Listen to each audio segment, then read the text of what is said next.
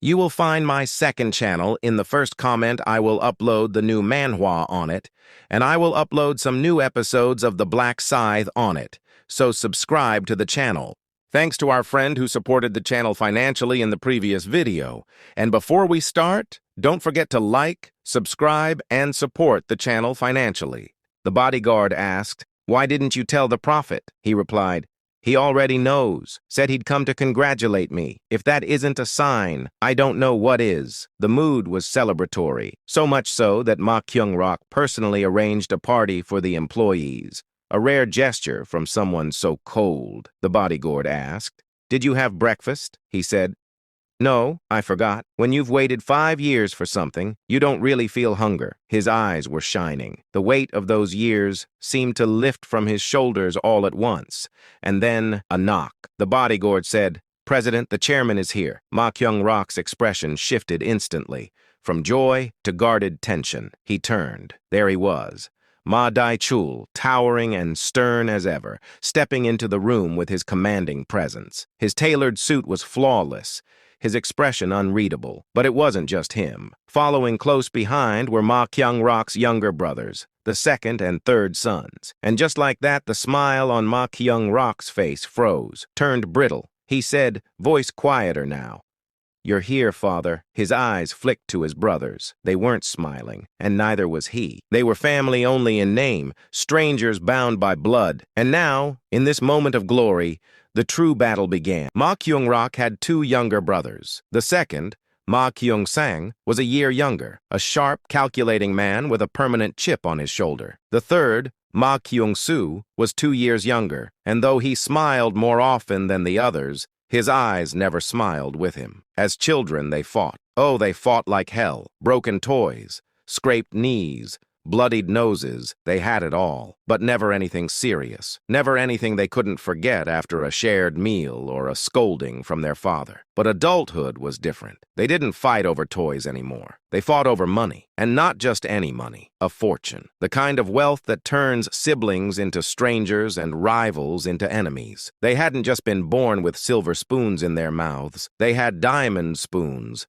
polished and encrusted, waiting to be passed down once their father, Ma Dai-cheol, the patriarch of the mighty Osung group, drew his final breath. Of course, they all knew who the heir was supposed to be. The eldest son, Ma Kyung-rok, a fact that gnawed at Kyung-sang and Kyung-soo like rats in the walls. It wasn't fair, they claimed. Ma Kyung-rok wasn't special. He was stiff, arrogant, a man of average skill propped up by tradition. They had the brains, the drive, the vision. Why should he take it all? They stormed to their father with fire in their eyes and words honed like blades. Kyung-sang had snapped. "It's unfair.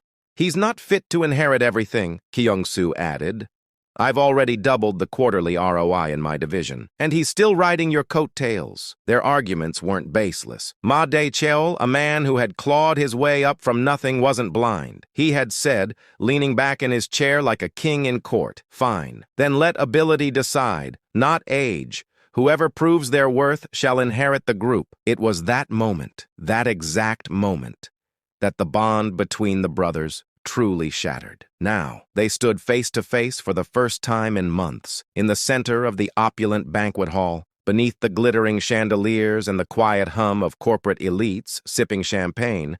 Ma Kyung-rok stood tall in a tailored navy blue suit, his expression cold as ice. His younger brothers approached, expressions tight, smiles faker than the flowers lining the marble pillars. Ma Kyung-rok's voice was sharp enough to slice through the tension. "What are you doing here?" Kyung-sang's lip curled, saying, "What do you think? We're here to congratulate you." Kyung-soo chimed in with mock cheer, saying, "Can't your little brothers offer a few kind words?" Ma Kyung-rok's eyes narrowed. "I don't want your congratulations. Leave," Kyung-sang said, shrugging. "Come on. Do you think we wanted to come?" "It was father, no, the chairman, who asked us to be here." As if summoned by the name, Chairman Ma Dai-cheol's voice thundered from behind them. "Enough! Must you fight even here?" The old man walked forward, his presence commanding even in silence. His eyes, still sharp despite his age, pierced through all 3 sons. He said, "I brought you here to witness your brother's achievement, to reconcile, Not draw swords. None of them replied. Their silence spoke louder than words. From behind the crowd, another voice chimed in, smooth, charismatic, and loud enough to demand attention. That's right, boys. Isn't it time you acknowledged your brother? They turned to see a well-built man striding in, bodyguards flanking him like shadows. It was Ma Dong-won, the mayor of Seoul, their uncle. Ma Kyung-rok blinked in surprise, inquiring, "Uncle, you're here too?" Dong-won gave a hearty laugh and said, "No need to be formal with me, Kyung-rok. I'm still your uncle, remember?" He approached and gave Kyung-rok a friendly pat on the back, saying, "Congratulations. Did you plan all this yourself?" Ma Kyung-rok replied calmly. "I kept it modest," he said. "Modest? For a company that returned to Kospi after 5 years? Nonsense." Ma Kyung-rok's lips curved into a confident smile and said, "This is only the beginning. My goal isn't just a listing. It's to lead Osung. I'm not stopping here." He turned and met his brother's eyes, his gaze dripping with superiority. The smile he wore said one thing: "You've already lost." Kyung-sang's jaw tightened. Kyung-soo's fists clenched at his sides, and they said to themselves, "That smug bastard. If it weren't for him, everything would be different." Mayor Dong-won burst into laughter again. "Ha ha ha ha ha." And he said, "That's the spirit.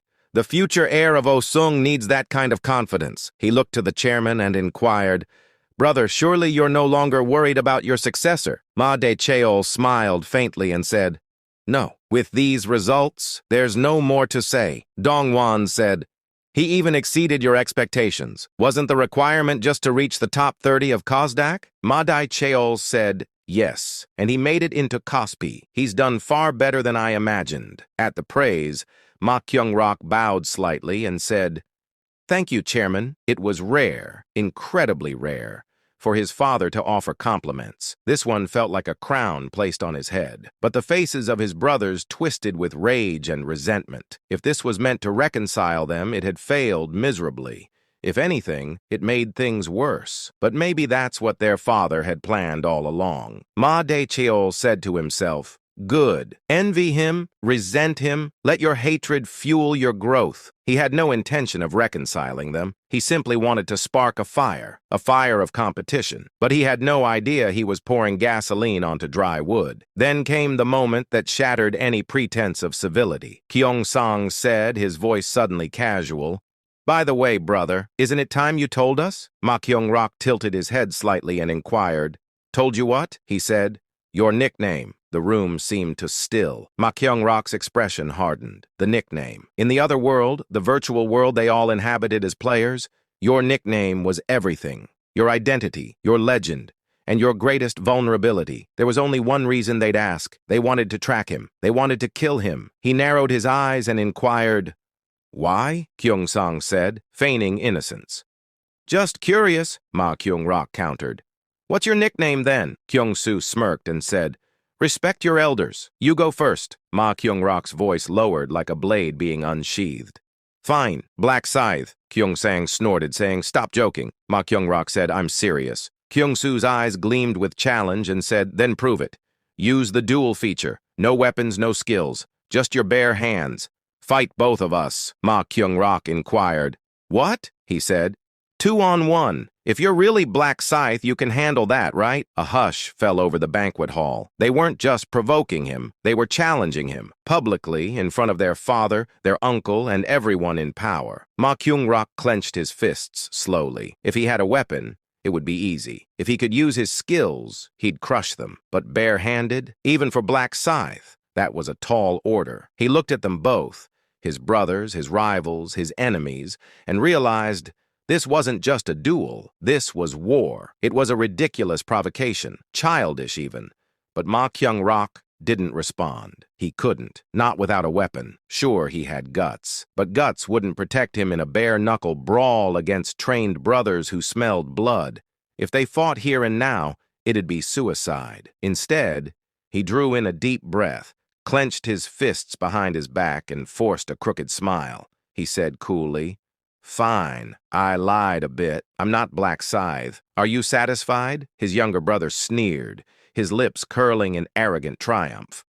I knew it. What nonsense pretending you're Black Scythe, the second brother scoffed. Why lie about something so easily exposed, you bastard? The word bastard echoed like a slap across the room. Ma Kyung-rok's face darkened, his jaw clenched, the muscles ticking. Around him, his brother's gazes turned colder, sharpened like knives drawn under the table.